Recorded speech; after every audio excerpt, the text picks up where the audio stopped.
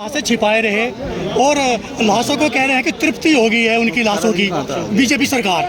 देखिए सर, आप कहोगे फिर चंद्रशेखर ने विवादित बयान थोड़ा सा ऊपर सच को आंच नहीं होती। मैंने बहुत दिन पहले कहा था कि जिस तरह आस्था का इवेंट बनाया जा रहा है इसका खामियाजा भुगतना पड़ेगा, लेकिन भुगतना किसको पड़ा? जनता को।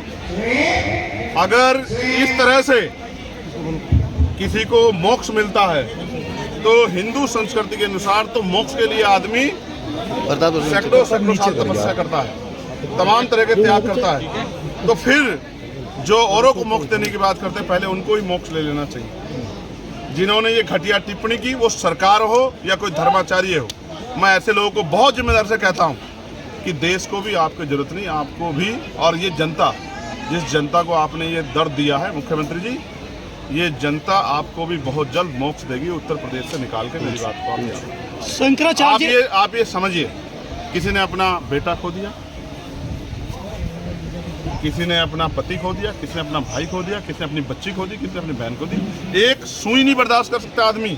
और आप फोटो नहीं देख पाओगे मेरे फोन में, गोरखपुर के लोग, क्योंकि मैं वहाँ चुनाव लड़ के आया था, वहाँ के लोगों ने भेजे मुझे, आप फोटो नहीं देख पाओगे।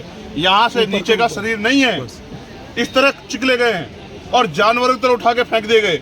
और एक ही मीडिया की रिपोर्ट है कि 1500 लोग मिसिंग है और छिपा रहे हो। और मैंने अभी बताया, कोलकाता के लोगों को कोलकाता भेज रहे हो, बंगाल के लोगों को बंगाल भेज रहे हो, हरियाणा के लोगों को हरियाणा भेज रहे हो, कि पूरा सिस्टम सिर्फ लाशों को इधर उधर भेज के संख्या कम करने और आंकड़े छिपाने पे लगा रहा, जो सिस्टम कहता है कि हम बहुत अच्छी कानून व्यवस्था है।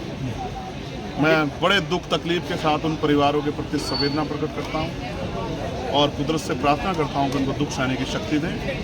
इसका दुख के समय में मैं उनके लिए, क्योंकि मैं उस शक्ति में नहीं, वरना तो उनको न्याय दिलाने के लिए जो भी इसमें आरोपी है, जिनकी लापरवाही से, उन पर भी कार्रवाई करता और कम से कम 1-1 करोड़ रुपए का मुआवजा उन परिवार को देता जिन परिवार ने अपने 3000 लोग अपनी लाशें ढूंढ रहे हैं। इनका आंकड़ा है कि सिर्फ 30-40 मौतें हुई हैं।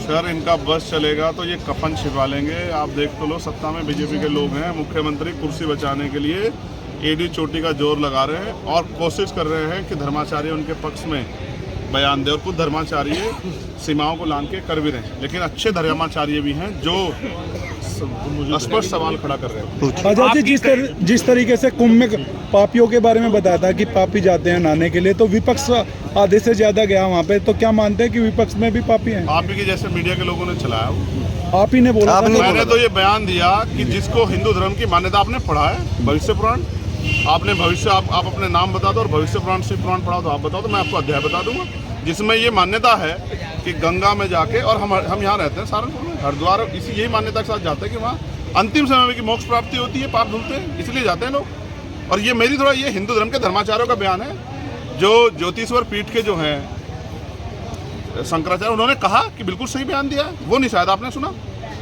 आप तो मीडिया के लोग, आप धर्माचार्य थोड़ा ही हो, तो शास्त्रार्थ करा लो, पता लग जाएगा आपको कि मैंने गलत कहा, सही कहा। अच्छा शंकराचार्य जी, और अगर मैंने गलत किया होता तो मुख्य यहाँ तो सरकार 1 मिनट में मुकदमा लिख देती है, अगर मैंने गलत कहा होता। शंकराचार्य ने भी नसीहत दी है मुख्यमंत्री को, शंकराचार्य जी ने नसीहत दिया है कि मुख्यमंत्री को इस पद पर रहने लायक नहीं है आप। देखिए, जो मुख्यमंत्री अपनी कुर्सी के चक्कर में संवेदना भी खत्म कर दे, लोगों के दर्द का मजाक उड़ाए, झूठ बोले, आंकड़ा छिपाए, नैतिकता के आधार पर तो उनको खुद ही इस्तीफा देना चाहिए था। और वो नहीं देना चाहती तो वो कुर्सी से चिपके रहे, जनता दूर कर देगी।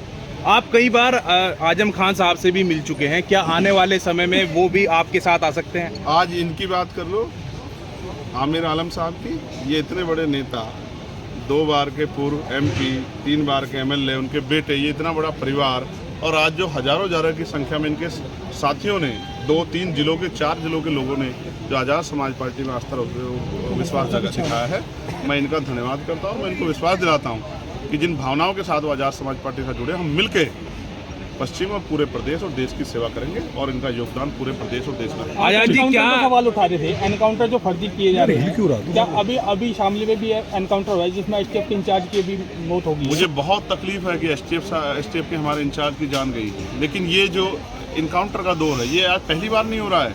लेकिन इनकाउंटर के नाम पे जिस तरह से बहुत सारे लोगों को गोलियां लगी और कोर्ट में केस चल रहे हैं, आप नहीं जानते इनकाउंटर हो रहे हैं या इनकाउंटर कराए जा रहे हैं। आप इस बात को नहीं नकार सकते। ये कोर्ट कह रहा है, मैं नहीं कह रहा हूँ कि उत्तर प्रदेश की कानून व्यवस्था दम तोड़ चुकी है।